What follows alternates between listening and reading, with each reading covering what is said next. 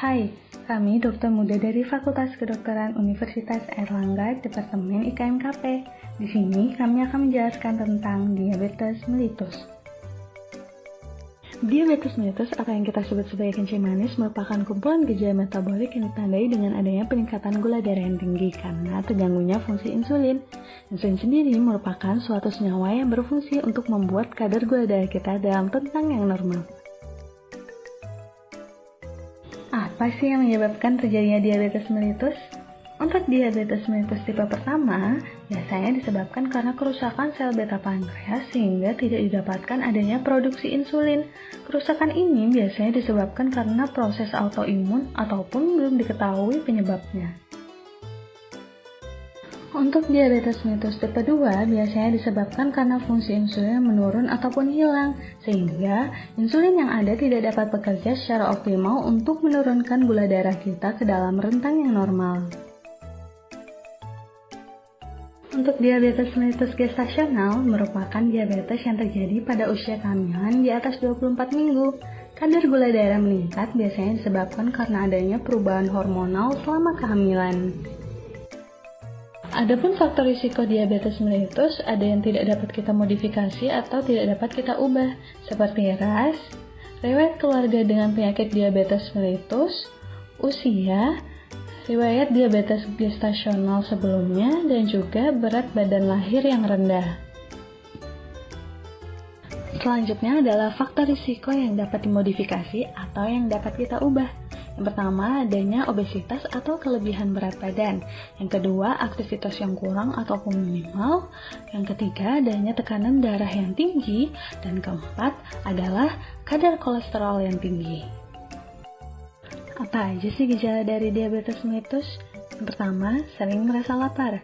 Yang kedua, sering buang air kecil. Dan ketiga, sering merasa haus.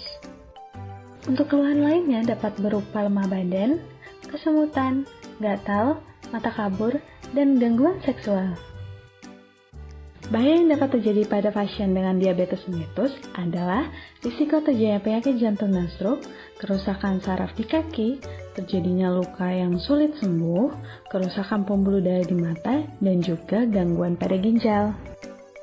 Pencegahan yang dapat kita lakukan adalah mengenali faktor risiko seperti yang telah disebutkan sebelumnya, kemudian diet sehat yang rendah lemak dan tinggi serat, olahraga teratur sesuai anjuran dokter, dan menghentikan kebiasaan merokok.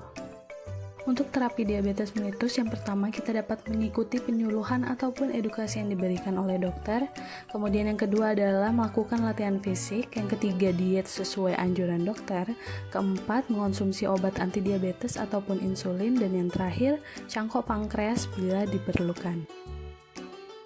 Diabetes mellitus atau kencing manis merupakan penyakit yang tidak dapat disembuhkan. Tapi jangan khawatir, diabetes ini dapat kita kendalikan. Untuk gula, sebaiknya pasien tidak mengkonsumsi makanan yang mengandung gula yang tinggi. Kemudian, asam urat dapat kita kontrol dengan membatasi makanan yang mengandung purin yang tinggi, seperti jeroan, burung dara, dan lain sebagainya. Makanan yang tinggi lemak dan juga tinggi kolesterol, seperti telur, keju, udang, kerang, cumi, susu, dan santan juga perlu kita hindari. Selanjutnya, kita perlu menghindari terjadinya berat badan yang berlebih dengan target lingkar pinggang seharusnya laki-laki kurang dari 90 dan perempuan kurang dari 80. Mengontrol tekanan darah juga diperlukan dengan cara membatasi makanan yang mengandung garam yang tinggi, seperti mengurangi konsumsi dari ikan asin. Apabila Anda merokok, maka hentikan merokok sekarang juga. Selain itu, kita juga perlu melakukan aktivitas fisik yang sesuai dengan anjuran dokter. Dilakukan sebanyak 3-4 kali selama 30 menit dalam seminggu. Kita juga perlu mengusahakan untuk tidur selama minimal 6 jam dalam sehari untuk mengurangi stres. Bila Anda mengkonsumsi alkohol, maka hentikan konsumsi alkohol sekarang juga. Selain itu, jangan lupa untuk melakukan check up atau kontrol kesehatan ke dokter secara teratur. Untuk diet ataupun konsumsi makanan pada pasien dengan diabetes mellitus, sebaiknya mengikuti anjuran dokter dengan memenuhi prinsip 3J. Untuk J yang pertama, yaitu tentang jumlah, di mana jumlah kalori yang dikonsumsi oleh pasien harus disesuaikan berdasarkan perhitungan menggunakan berat badan dan juga tinggi badan pasien.